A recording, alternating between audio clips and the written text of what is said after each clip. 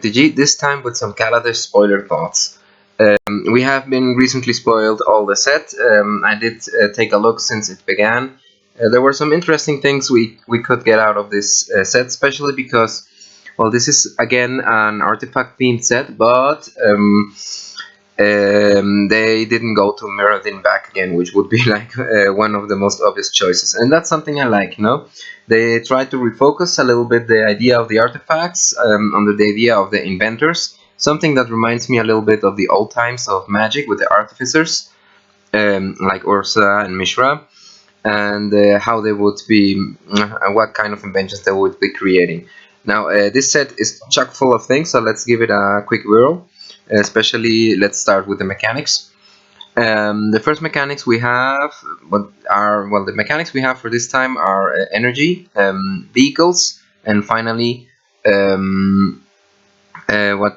is fabricate. No, the first, energy, is just another resource that you can generate with some cards, and then on other cards you could get them back. I mean, I have here some normal example cards, just some of them randomly taken. In this case, we have the Lantas Cup, who generates energy and also takes energy to make itself bigger. No? You can do different kind of effects, like stealing creatures if you have a lot of energy. There are a lot of cards that also give some special effect as long as you pay the energy. And there are some cards just dedicated to the generation of energy. Good. Then we have vehicles. This has an ability called Crew 3. It's just an artifact, but it already has a power and toughness at the bottom. And power and toughness, what this means is that you have to crew the vehicle to be moving. Flavor-wise, it looks like a nice addition because you could. It just gives you the idea that if you want to move this car, you have to have someone driving it. Now, there is usually a number, so this is the power you have to tap. The number you have to tap a certain number of creatures that have a total or more power than the crew number. In this case, if you have 3 1/1s, you get to crew this specific example. Or if you have a Nulamog, you could crew it easily with 1 creature. Obviously, I'm exaggerating because that's where the flavor fail comes in a little bit. No, I just can't imagine an elk driving a car or driving a flying boat and stuff like that. But I mean, you have to accept something. It's like the old conundrum of the boots that could be carried by an elephant, so he could gain haste. No, but I mean, it looks like a nice mechanic. The vehicle itself does not have haste. However, if you want to to give your new creature some kind of haste, well, you could always tap the new creature because it does not fall under the summoning sickness rule here to crew the vehicle. In this case, you give your creature some kind of pseudo haste. Well, finally we have fabricate. Fabricate in this case is just another typical ability where you get 2 options. One, you can put +1/+1 counters on each on your creature, or just create 1/1 servo creatures that have no special abilities. As an ability, especially for limited, it looks nice, but let's see what happens with it. It also helps a little bit out with the crew ability, because you could generate your tokens so that you can just crew the vehicles that you have in your draft pool. In any case, there are also some like sub-themes, like for example the pilots, that are specifically made to crew vehicles because they give you extra abilities if you tap them, and so on and so on and so on. So that's the general idea of the mechanics. Only 3 mechanics really. I don't think it's bad per se, no? It's much better than having 10 mechanics in just 1 block. And the mechanics are, well, nice, no? I mean, the energy one could be a little bit dangerous, but from there on, we would have to see how vehicles are accepted and how much they will participate in standard. Okay. Now, next we have the new Planeswalkers. I think I'm missing one, but I took out the most important ones. The first one is Saili Rai, who everyone was excited about and now isn't. But it's a nice Planeswalker, and well, there were many discussions about her ethnicity and stuff like that. that there's finally an Indian Planeswalker and everything. Well, it looks like something nice. I for myself don't care so much about the ethnicity or woman or man, even though the 3 Planeswalkers here are women. I just care about the abilities, and yeah, Saili Rai doesn't have the greatest abilities ever.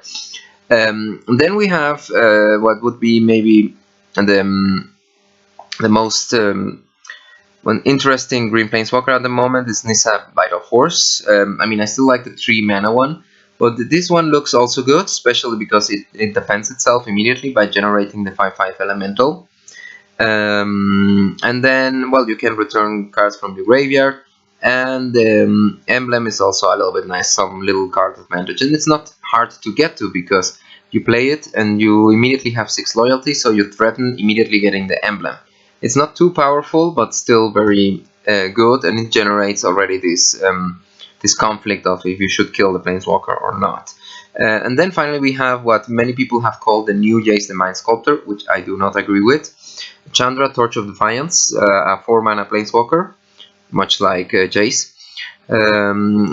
But well, the abilities are very different, no? I mean, I like very much the first ability where you exile the top card of your library. If you don't cast it, which is very important because lands are not cast, then it deals 2 damage. So technically it's this red card draw where you exile a card and then you have 1 turn to play it. However, in this case, if you choose not to play it, you still do some damage, and if it's a land, you don't lose anything. No, you also have the mana generating ability, add 2 red to your mana pool, which is always a nice thing, especially if you're playing something like red green. This is a way to generate some mana advantage, a little bit more of energy. Then there is this support ability of well, deal 4 damage. I mean, it's not bad, but it doesn't remove everything. I mean, and but it definitely is like a sub defense for the planeswalker. I wouldn't say the best one, no. Finally, the ultimate is very strong. Once you get the emblem, because it will take you a while to get it, you have just a 4 spell clock technically at your hand. So every time you cast something, you would do 5 damage to the other player, and that is considering that you have done no damage in about let me add it up, 8 turns. So yeah, that's the clock is even shorter, especially if you're red. So this practically could be like the last thing you do to kill your enemy. The Planeswalker is nice, and I think it will see a lot of standard playability. Maybe Nissa the Vital Force also, but we would have to check how they develop inside of the new standard meta. Anyway, the 3 Planeswalkers are nice, and I do like them. Even though Saili Rai may be just something you would play more in a commander deck or something like that. But definitely another Izzet Planeswalker, that's what we needed. And the other 2 Planeswalkers are just strong, definitely. I don't know how powerful, and it's something we will see in the next weeks after the pre-release. Okay, special cards I want to mention. I mean, I saw a lot of cards, and I saw some nice ones. I think I will start with the notable mentions, which is the Fastlands in the lower line. We have Inspiring Vantage, Blooming Marsh, Botanical Sanctum, Spygrowth Canal, and Concealed Courtyard. These are the Fastlands, this time for the enemy colors, something that we have been missing for years. When was the last time they were the allied ones were printed? We're talking about Scars of Mirrodin. So definitely they have been a long time waiting, and they finally are here. And they also will help a lot with aggro strategies on standard, which is also a nice thing. And well, especially what I'm excited about is that I will get something for my modern deck. Now I have made a mistake here, but I will not correct it definitely. Cathartic Reunion was another card I was checking. This time, since I've been playing Dredge lately, this is a much better Tormenting Voice. Definitely a very powerful card that has been printed that will help out Dredge strategies a lot, because you will be able to dredge your 12 maximum at any moment with these for just 2 mana. Much better than Tormenting Voice, which is kind of sad because I just had my Tormenting Voice. I have just gotten my Tormenting Voice to fit the theme using the cans and the dragons ones, no? But well, I will definitely put Cathartic Reunion in my deck instead of Tormenting Voice. There are many other cards, no? Online System Making, which was the one I was focusing on. I don't know why I didn't notice that I had put twice the same. This card is 1 black and red. It destroys a creature, and if you own an artifact, you do 3 damage to your opponent. This is a very interesting removal spell that will fight for the 3 mana slot removal spell that is right now going on in Standard. There are a lot, but I do think this has some modern applicabilities. The problem is I don't see many decks that use artifacts as a help, but there could be something going on. This is a very strong removal. I mean, it's definitely not Terminate, but let's see where it can play. No, the next card I'm going to check is Essence Extraction, which is another 3 mana removal spell. We're having too many in this standard right now. In this case, it just deals 3 damage and you gain 3 life. It's an instant speed one. And the best thing I can see for that is that you gain 3 life while you try to kill a creature. This will help a lot control decks with black in mind, no, or mid-range decks. I mean, you could always just take Anguish Unmaking or Murder because it kills the creature with no restriction, but gaining 3 life can always be a nice secondary option. Then we have the Panharmonicon. It's these names, no? If an artifact creature an artifact or creature entering the battlefield causes a triggered ability of a permanent you control to trigger. That ability triggers on the Nation of Time, which is very nice because you could just have something that generates counters or something that gives you life constantly, and this would make it trigger twice.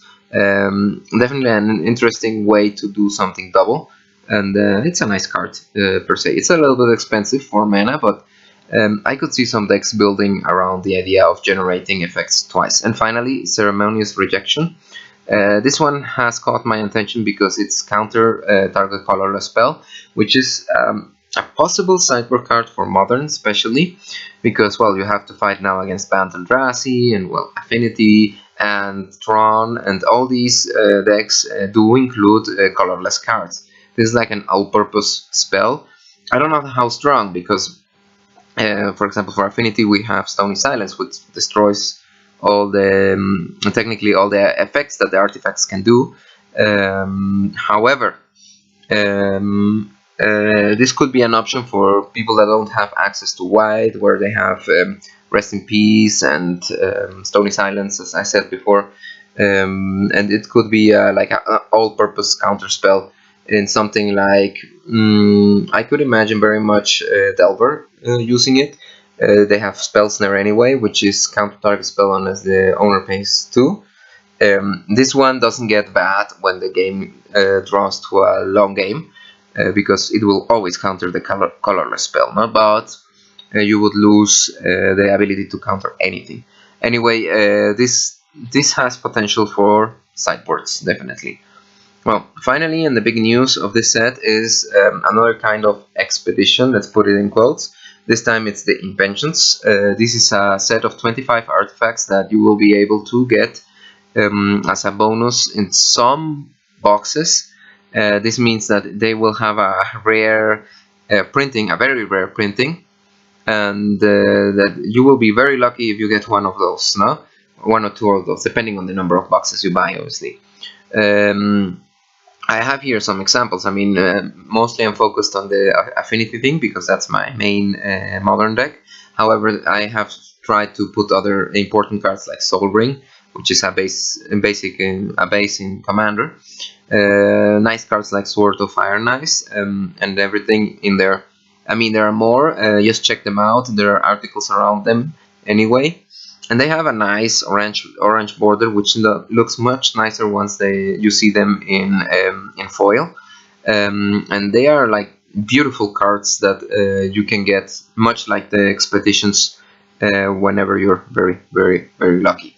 Now, and there are some reprints. Now, I mean, this will not affect the market at all. These are premium cards. That's what happened with expeditions. They did not reduce the price on all the cards that needed reduction. Why? Because they will be so rare that there will be not much floating around. but still, this is a nice surprise. This is something that keeps the prices down in standard. This is something when you open, you can trade for cards you need for your next deck and everything. There will be some collectors or people that want to pimp out the decks that will want these kind of cards, especially commander players and vintage players. And some of these cards are vintage playable, and this is something very important. I definitely like what I'm seeing here. I mean, for example, Mox Opal, I don't like it very much. It looks horrible, but some of them have a beautiful art, and they have like this museum feel on them. These inventions are like the ones you present in a museum. But this is something that Wizards will be doing from now on more frequently, to sell sets. And well, this is a nice way to get reprints into the market, but this will not make them cheaper, definitely, because if someone wants this specific edition of these beautiful lightning reefs, for example, well, he will have to put out a good coin, a pretty penny for that. Okay, guys, so that was all of it. I don't know what you think about Kaladesh, what excites you more about it, but definitely this looks like a very beautiful set, and I think it will be worth looking into it and playing it. And well, if you open one of these inventions, well, then you have a lot of luck. I never managed to open an expedition, and I also don't expect to open an invention anyway. But if you do, well, trade them off for some good cards that you need. Anyway, if there are any other comments or any opinions on this, go ahead, comment, like, and don't forget to subscribe. And this is Viking MtG.